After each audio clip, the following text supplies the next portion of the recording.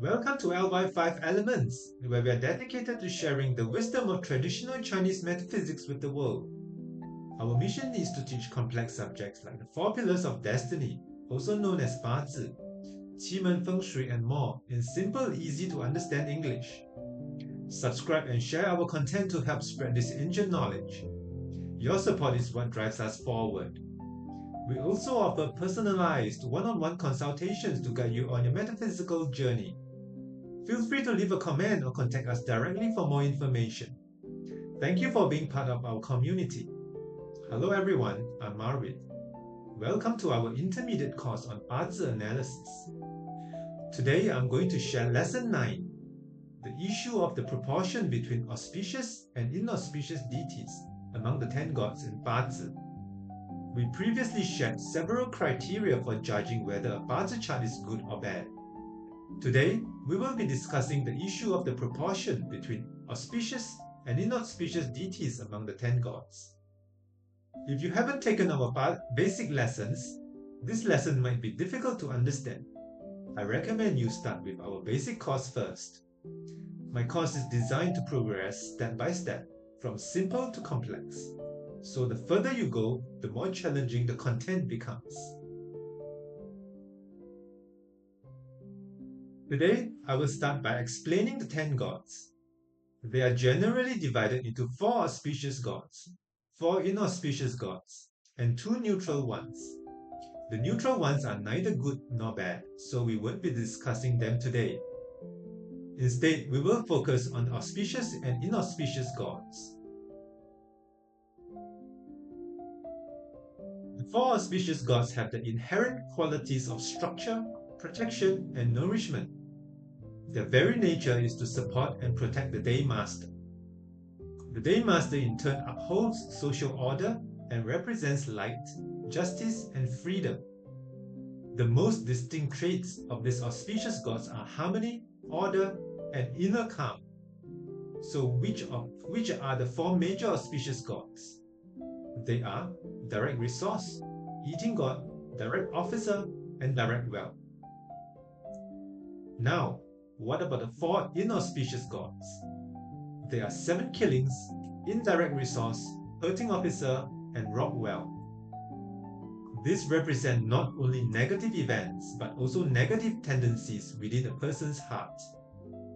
The core nature of the 4 inauspicious gods is possession and control. By nature, they tend to harm others, and also harm the Day Master. Therefore, they symbolize conflict, struggle, and problems.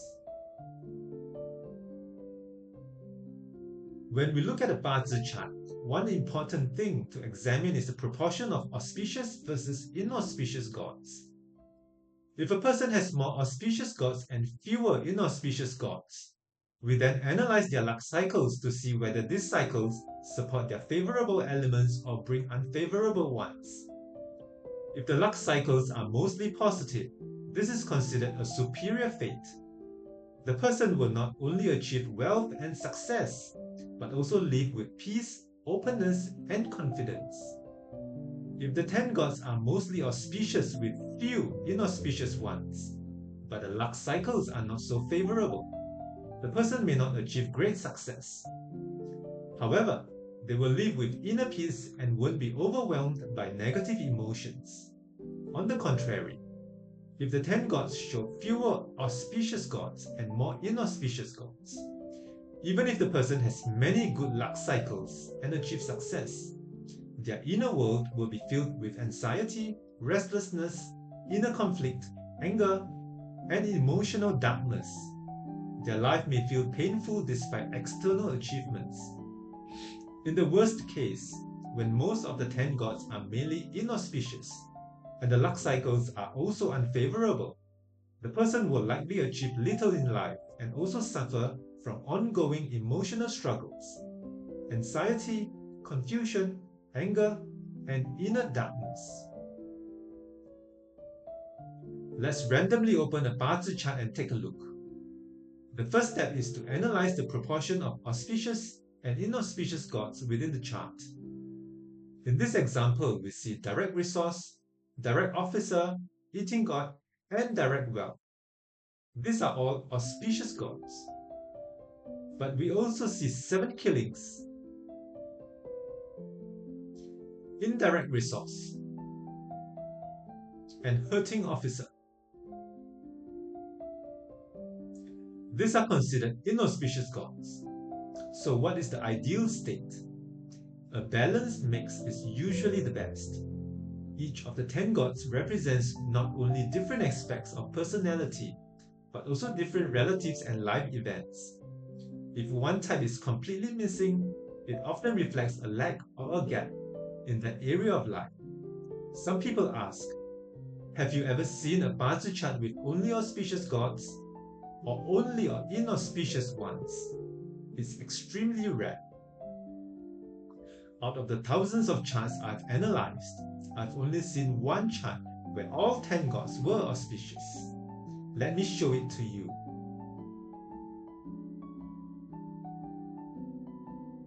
Take a look at this Bazi chart. Aside from eating god,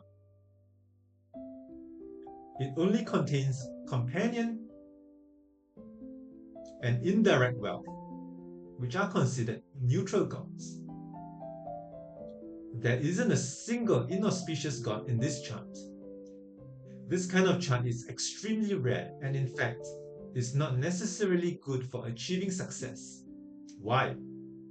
Because when someone is blessed with so many auspicious gods, they are often missing something in return. The 5 elements are likely imbalanced. The dryness and moisture are probably off. The yin and yang are likely not in harmony. Only under such imbalances can so many auspicious gods appear in one chart. Even if their luck cycles are favorable, this person may still struggle to achieve big accomplishments. They may live a life that feels open and peaceful, but not necessarily successful in a material sense. With so many eating gods, this person is likely to be kind-hearted and generous, with very few negative emotions, living with clarity and peace. But having too many auspicious gods isn't ideal, and having too many inauspicious gods isn't good either. A chart filled with only inauspicious gods will also face challenges. The best state is balance, a mix of all kinds of 10 gods. This leads to a more complete personality and a more well-rounded life journey. The real issue lies in imbalance. Auspicious and inauspicious gods actually support each other. Inauspicious gods can enhance the power of auspicious ones. Auspicious gods can also balance the energy of the inauspicious. They are interconnected and mutually influential.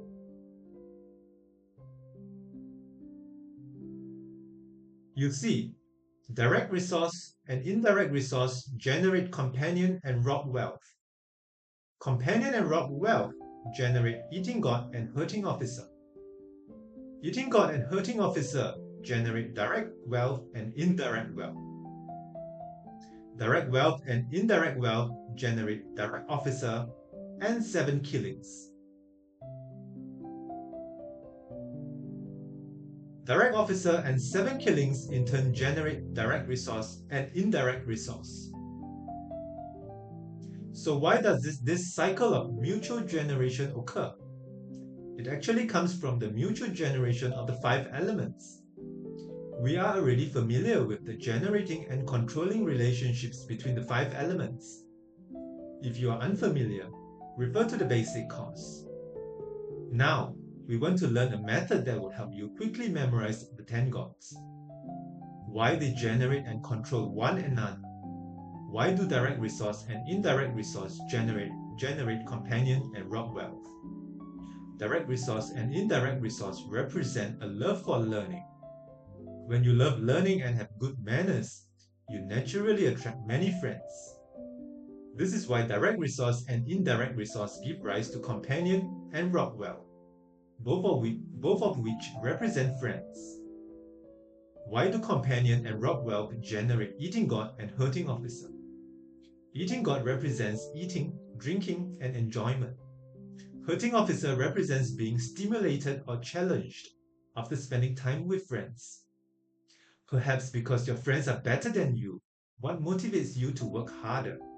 In short, having many friends means you will attend plenty of dining and drinking gatherings, which leads to the emergence of eating God and hurting officer. Why do eating God and hurting officer generate direct wealth and indirect wealth? Frequent gatherings mean you gain more information, which increases your opportunities to make money. You can even create your own story like this to help you remember. Next, we will move on to look at the controlling relationships between the 10 gods.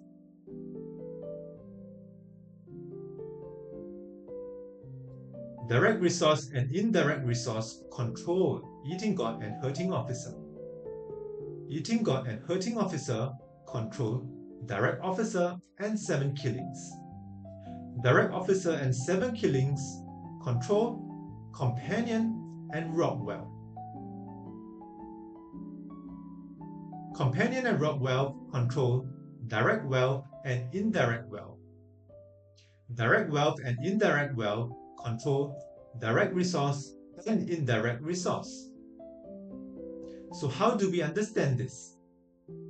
Direct resource and indirect resource control eating god and hurting officer, because when you love learning and cultivate yourself, you reduce the chances of having arguments or disputes with others, since hurting officer represents verbal disputes. Why do eating god and hurting officer control direct officer and 7 killings?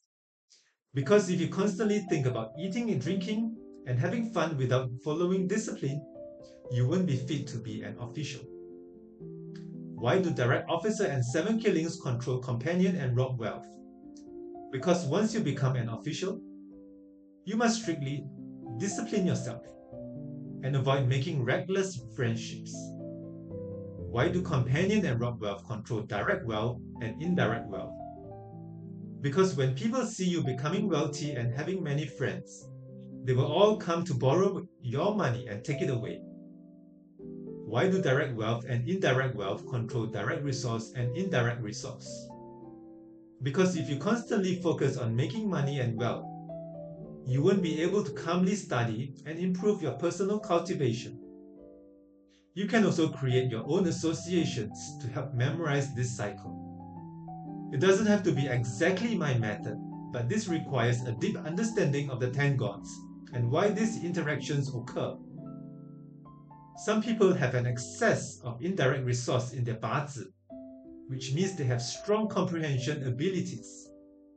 They can understand what I say after hearing it just once, and they can apply it flexibly in different situations. Some friends might not have much indirect resource in their Bazi, so their understanding might be a bit slower. For those, just write it down and review it several times. Whether your future predictions turn out accurate and whether you become a successful fortune teller depends largely on this lesson today.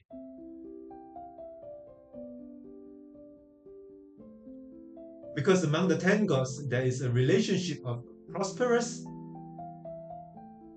flourishing, resting, imprisoned, and dead.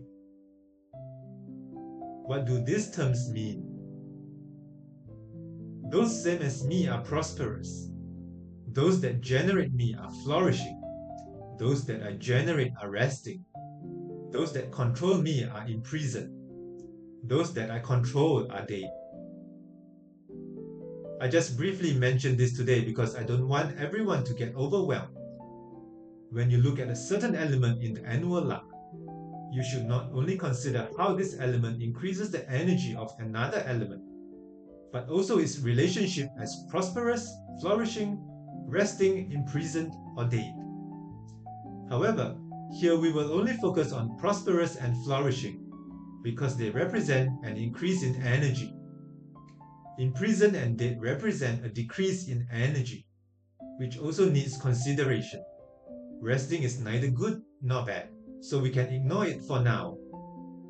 For example, if you see that this year's luck is direct resource, you can interpret it as a year where the person loves learning and lives peacefully. This is a basic interpretation. You should also realize that direct resource increases the energy of the resource element itself, and direct resource can generate companion and rob wealth. Because those I generate are flourishing, the energy there is strong. You can predict that this year the person will meet many friends and have more opportunities to collaborate, because direct resource generates companion and rob wealth, enhancing their energy. At the same time, direct resource controls eating god and hurting officer. If the person had a hurting officer representing a lawsuit or dispute before, then with direct resource arriving this year, you can predict the lawsuit will be resolved smoothly. Why? Because direct resource controls eating god and hurting officer, which are in the dead state. So the previous lawsuit will be settled this year. You must understand this relationship of prosperous, flourishing, resting, imprisoned, and date when analyzing charts. Today I am giving a brief overview so everyone can get a general understanding. I will explain everything in detail later.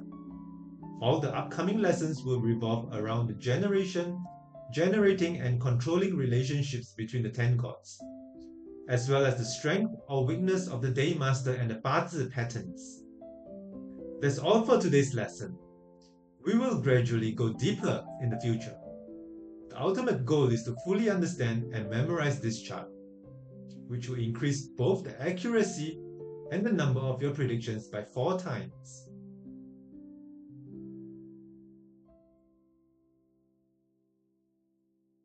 Don't miss out. Hit subscribe and share to join us on this incredible journey of discovery. Your support fuels our passion to keep creating. Any questions or need personalized guidance? Leave us a comment or get in touch. We'd love to hear from you. Thanks for being part of the LyFiveElements family. If anything is unclear, feel free to drop a comment below. I would love to discuss and explore these topics with you. And for those of you who want to understand your Bazi chart but find the learning process too complicated, you can always message me for a one-on-one consultation. Make sure to like, subscribe, and hit the notification bell. Your support truly motivates me to keep sharing this knowledge. See you in the next lesson.